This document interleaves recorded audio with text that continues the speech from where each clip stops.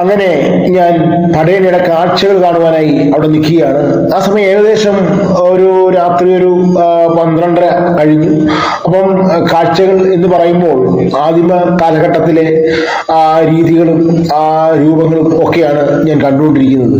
അപ്പം ആദിമ ഗോത്ര കാലഘട്ടത്തിലെ ഒരു മനുഷ്യന്റെ ജീവിതവും ആ വേട്ടയാടലുകളും അവൻ ഇരപിടിക്കുന്നതും ആ കാലഘട്ടത്തിന്റെ തനിയാവർത്തനം നമ്മളെ വീണ്ടും കാണിക്കുകയാണ്. അതായത് എല്ലാം പ്രകൃതിയും മനുഷ്യനും തമ്മിലുള്ള അവരുടെ ഒരു ബന്ധം, ആ ബന്ധത്തെ സൂചിപ്പിക്കുന്ന ചിത്രങ്ങളാണ് എൻ്റെ മുന്നിൽ കണ്ടുകൊണ്ടിരിക്കുന്ന ഓരോ കാഴ്ചകളും.